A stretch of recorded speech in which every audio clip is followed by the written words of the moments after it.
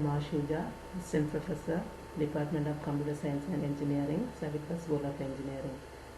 In this video, we are going to see about the topic called as dynamic programming.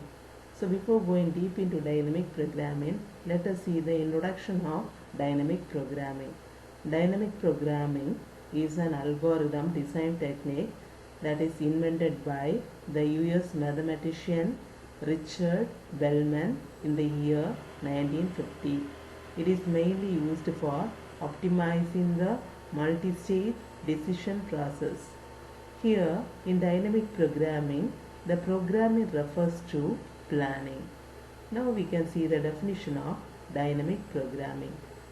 Dynamic programming is a technique for solving problems with overlapping subproblems.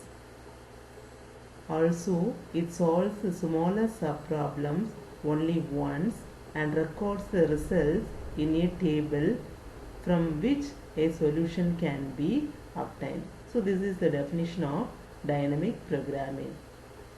In dynamic programming, we are going to see about the general method.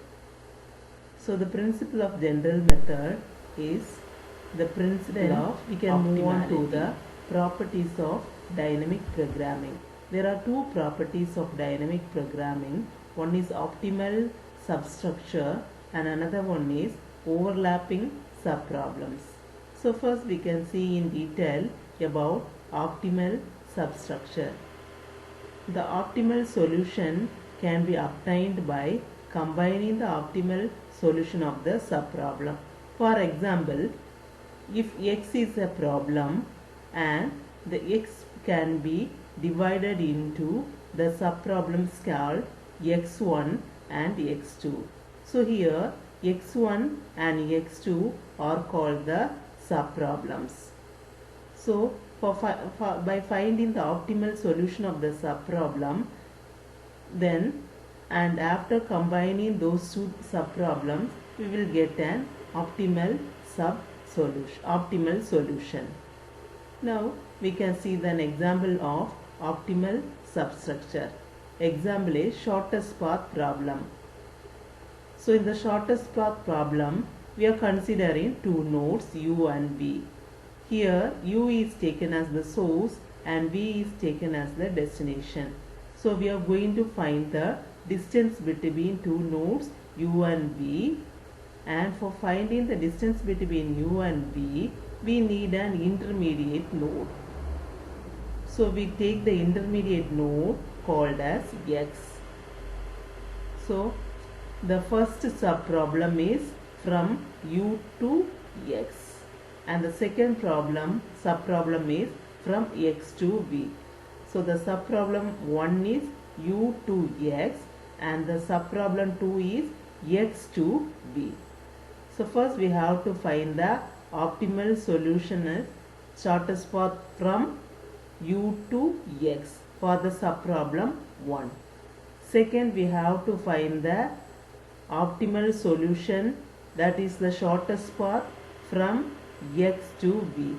Then after combining these two paths, we will get a final solution. So this is the example for optimal substructure. Then we can move on to overlapping subproblems. So here the dynamic programming is mainly used when the solution of same overlapping subproblems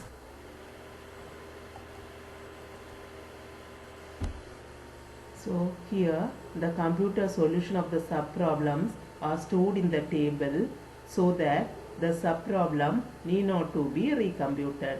So if the value has to be recomputed again, instead of recomputing, we have to pick up the value from the table. Now we can see an example for substructure. So recursive program for Fibonacci number is taken as the example. Int FIB of int n, and if n is less than or is equal to 1, then it will return the value of n. If the condition is true, it will return the value of n. Otherwise, it will return FIB of n minus 1 plus FIB of n minus 2. In this precedence tree structure, FIB of 0 has been repeated 3 times, FIB of 3 has been repeated 2 times, FIB of 1 has been repeated 5 times. So,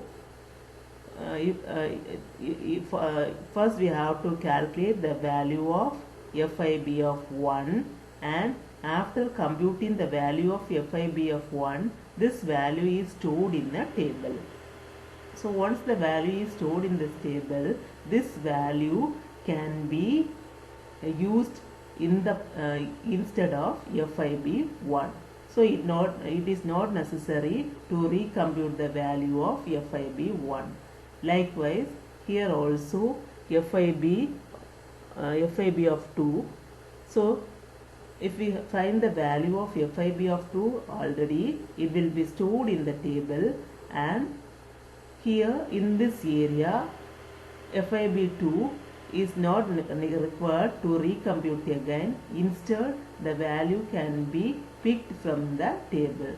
So by using this algorithm, the time can be saved and it can be optimized. So the main objective of dynamic programming is for optimization. Thank you.